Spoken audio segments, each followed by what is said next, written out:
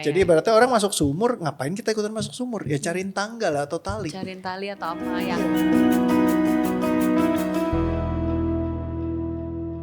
Sebenarnya kalau misalkan jadi coach itu kayak sekarang ya kan, coach kan dengerin semua keluh kesah orang, terus udah gitu kayak mencari jalan terbaik buat mereka gitu kan untuk ngerilis mereka. Sebenarnya Coach Reo sendiri ini ada bebannya juga gak sih, kayak maksudnya dilempar, itu kan ibarat kata kayak orang lempar sampah ke Coach Reo kan.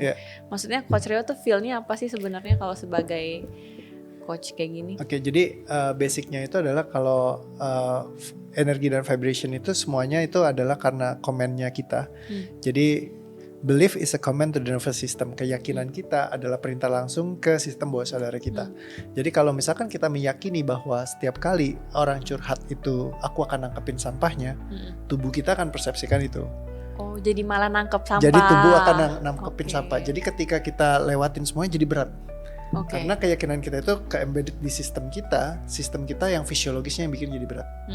Nah, ketika kita beresin semuanya, kita lepaskan, kita nggak perlu nangkepin semuanya yang mereka curhatin, sehingga ketika mereka cerita pun, ngobrol pun, itu tubuh kita akan tetap baik-baik aja. Karena kita ketika kita tahu bahwa, oh misalnya gini, aku ini kayak samudra yang luas, sianida 1 botol aqua nggak akan mempengaruhi aku.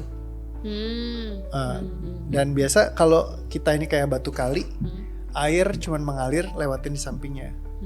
Jadi kayak aku cuman kayak pas lagi dia cerita, kayak energi tuh mengalir gini, aku cuman nyariin kayak oh ini ada sampah, oh ini ada informasi, yang ini dibuang, yang ini ditangkap, oh ini ada data-data yang bagus gitu, oh ini yang bisa aku olah kayak gitu. Jadi lebih banyak aku menganalisa semuanya kan yang disampaikan sama klien tuh apa.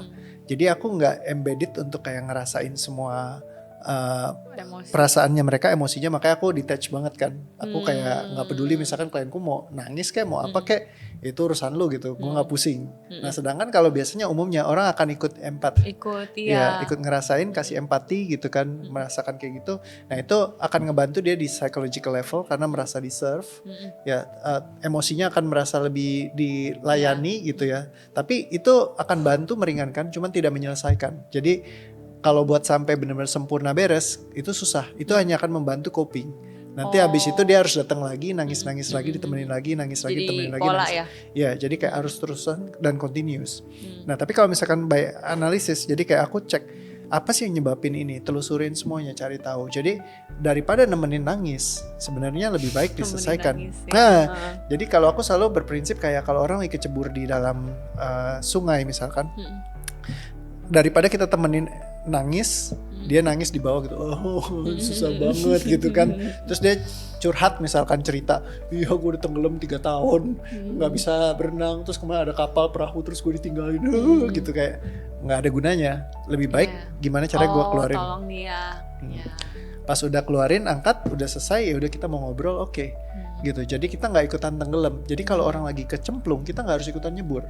Harus ya. Jadi berarti orang masuk sumur, ngapain kita ikutan masuk sumur? Ya cariin tangga lah atau tali. Cariin tali atau apa ya. Iya, jadi jangan ikutan nangis di dalam sumur. Itu ya maaf kalau boleh kasar, sebuah kebutuhan.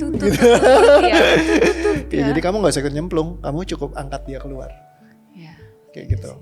Sedangkan semua banyak yang mengajarkan kita harus empati, harus ngerasain, harus bantu. Itu semua cuma nge-serve doang energinya. Tapi ya memang itu mungkin dulu solusi terbaik, karena nggak ada sistem kayak gini, ya kan. Tapi kalau misalkan udah ada sistem yang berbeda, ya kayak kamu udah punya iPhone 15 gitu, di update yang tersekarang gitu, ngapain kamu masih pakai Nokia batang misalnya kayak gitu, ya kan akan sangat tidak relevan. Ya kalau dulu kamu ngomong ya memang itu mungkin telepon kabel itu yang terbaik, tapi di saat iPhone sudah keluar, kamu masih pakai telepon kabel, ya akan lama sekali buat jadi ketinggalan juga kan. Iya, mau ngirim email mungkin nggak bisa atau apa, mau kirim video nggak ada teknologinya gitu. Ya balik lagi kita mesti update dengan semua teknologi terbaru. Harus adaptasi terbaru. juga ya. Kayak gitu. Nice. Oke, semoga menjawab. Terima kasih. Menjawab.